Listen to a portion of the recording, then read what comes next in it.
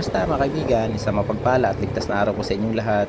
Ito mga kaibigan, mga lods, bali 2 taon at 2 buwan na sa akin itong aking Sniper 155R. Sa awa po ng Diyos mga kaibigan, ligtas naman po kami palagi sa aming mga rides kung saan saan na po kami nakakarating. Bali 6 na beses na akong pabalik-balik sa amin sa Bicol, isa sa Baler, tapos isa ngayon sa Zambales, tapos yung isang nag-Iloilo din po ako mga kaibigan, mga lods. Ang nangyari lang po talaga, bali sumemplang lang po ako kasi yung aso biglang tumawid. Kaya yun lang po talaga, maraming salamat sa Diyos dahil yun lang po yung nangyari sa akin. So far mga kaibigan, mga lods, wala naman po nagiging problema sa akin itong aking Sniper 155. Basta alaga lang po talaga siya sa maintenance. Tapos pinang FI cleaning ko na rin po ito, throttle body. Yun nga lang po talaga kasi kailangan daw po talaga 12K yung kailangan tinakbo para mapa FI cleaning. Pero eto mga lods, mga kaibigan, sa akin umabot na to dati ng 20K bago ko napa throttle body tsaka FI cleaning. Eto mga kaibigan, yung pinalitan ko po rito, bali nagpalit na po ako dito ng spark plug na UMA.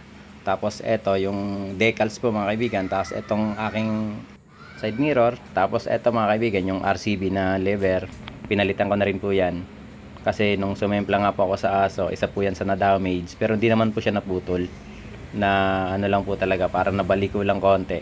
Tapos eto mga kaibigan, mga lods, yung aking RCB na shifter, pinalitan ko na rin po yan. Eto mga kaibigan, naglagay din po ako rito ng burst para sa ating biyahe, para lagi tayong gabayan sa ating biyahe. Tapos nilagyan ko rin po ng aking sticker. Ayan mga lods, ang pangit nga lang na aking sticker.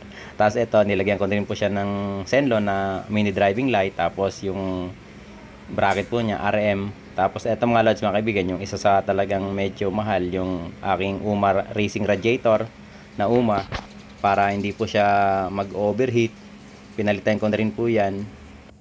Tapos eto mga kaibigan, naglagay din ako ng step grill para lagayin ko ng gamit. Kaya talagang malaking bagay po yan. Eto mga kaibigan, may sira na nga yung aking pairings kasi nga po sa pagtanggal, yan po talaga yung ating iniingatan, yung masira po yung ating clip sa pairings. Eto mga kaibigan, yung aking upuan, pinagawa ko po yan kay Boss Mel. Bali stock seat po yan, pinagawa ko lang po ng ganyan para hindi po ako umusog kapag madulas po kasi mga kaibigan, mga lods, yung stock seat po natin.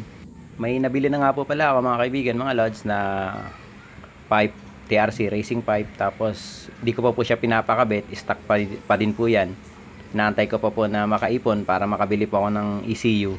Baka UMA M9 po yung aking bibili na UMA Racing ECU para mas okay po yun. Hindi na rin po ako nagbabalak na palakasin po yung makina kasi sa ngayon po talaga sobrang kontento na po ako sa takbo nitong ating Sniper 155. Okay, di naman po tayo mahilig sa mga takbuhan na mabibili. Sakduhan lang po, basta makarating lang po tayo ng safe at maayos at ligtas sa ating mga pupuntahan na rides. Eto mga kaibigan, yung aking gulong na IRC, stock pa po yan, di ko pa po yan napapalitan. Kahit na malalayo na po yung aking biyahe, okay na okay pa rin yan.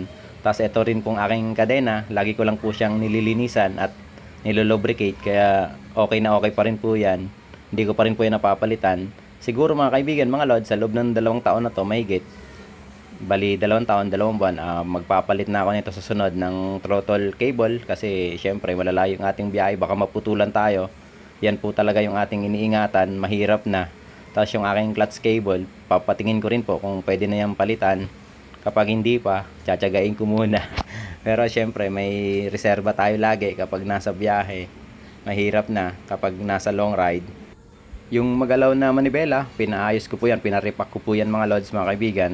Tapos sa 2 taon, bali ngayon lang din po ako nagpalit ng ball race. Kaya talagang napakatagal po talaga ng ating Sniper 155. Napakatibay po talaga ng Yamaha Sniper. Sobrang sulit po talaga ng ating Yamaha Sniper. Yun nga po pala yung sinasabing overheating, natural na po yan kasi yung makina nandyan sa ating mga hita. Kaya talagang mainit po yan.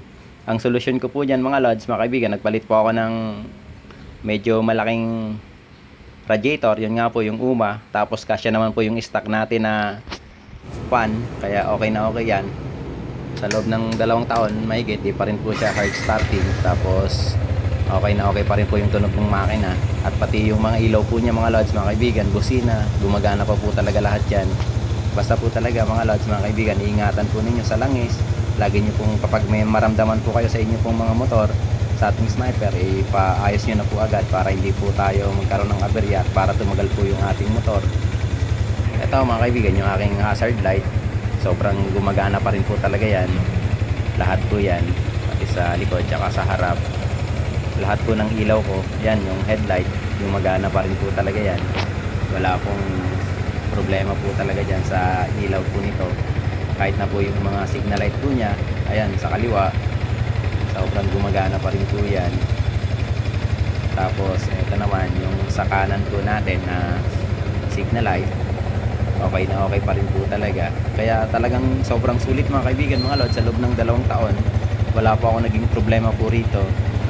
Basta mga kaibigan, naalagaan lang po talaga natin sa langis, tapos sa maintenance kung ano po yung naramdaman po natin, bali paayos na po agad natin para di po lumala at para tumagal po yung ating motor. Eto mga kaibigan, yung isa nga po pala sa pinalitan ko na sa loob ng 2 taon, ngayon lang po ako nagpalit ng battery ng remote. Kasi nagbiblink na po yan doon sa may dashboard po natin, na medyo mahina na po yung battery, kaya nagpalit na po ako niyan. Isa pa mga kaibigan, mga lods, ingatan po natin ating remote kasi isa lang po yan. Kailangan ingatan po natin na di mabasa, di po mabasag, di po mahulog. Talagang sobrang ingatan po talaga natin yan. Napakahirap na, nag-isa lang yan. Eto mga kaibigan, gumagana po yung aking busina. Stock pa rin po ang busina po niyan, di po ako nagpapalakas kasi okay naman po yan. Yun lamang po mga kaibigan, mga ka-snipey, mga iba pa pong mga nagmumotor na kasama po natin. Mag-iingat po tayo palagi. Isipin po natin na ating pamilya at isa lang po ang ating buhay. Huwag po tayong masyadong mabilis. Lagi po nating tandaan na may nag-aantay po sa atin. Yun lamang po, maraming salamat. God bless po, ingat.